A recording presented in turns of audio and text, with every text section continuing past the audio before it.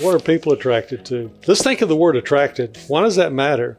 Why does it matter about being attracted? I know for myself, and for you too probably, if I have 2 or 3 vendors sitting there trying to earn my business, there's a very good possibility that the one that I pick is the one that I like. And if there's a vendor on one side of town and a vendor on the other, a store or a restaurant or dry cleaners or whatever it is, there's a good possibility that if there's a particular one that I like, I feel comfortable with, I just like going there, I'll drive across town to patronize that business. I want to do business there. So people pick and choose who they want to do business with. So what can we do to give ourselves a better chance to be the people that they pick? And one of them is with some traits, some personality traits. And we've got some listed here like sincerity, kindness, humility, good manners, magnetic. I'm going to highlight a couple here. Warm and happy, warm and happy. If you or I are warm towards people and we're generally happy, we're more likely to be the people that someone wants to do business with, that someone wants to be around. So it's in our best interest to develop ourselves to be that and to think about that and remain in that posture all the time to the best of our ability. Because, when you let these things down, it's hard to get them back up. So keep that demeanor. Another one that I wanted to highlight here is interest in the other person.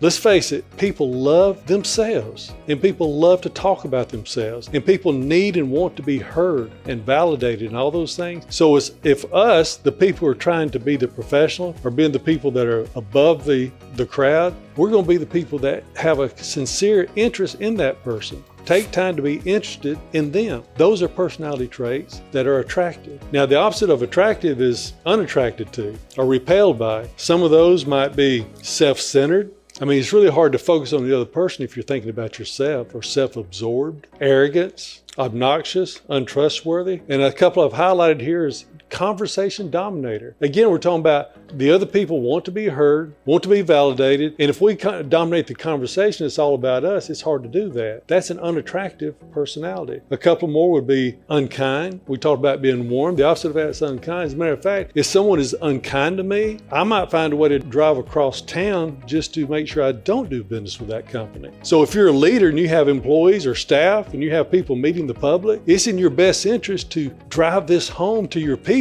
because it drives other people's experience, what they do with you. And another one here is bragging. Anytime that I hear someone bragging, talking big about themselves, I've got this rule where I square root them. Because if they're saying it all about themselves, I kind of bring it down to about a square root of what they're saying, because it can't be that big. But if someone has these other traits, they're humble, they're interested in the other person, being kind and all these things, then those people I usually square up. I said, they're bigger than what they're talking.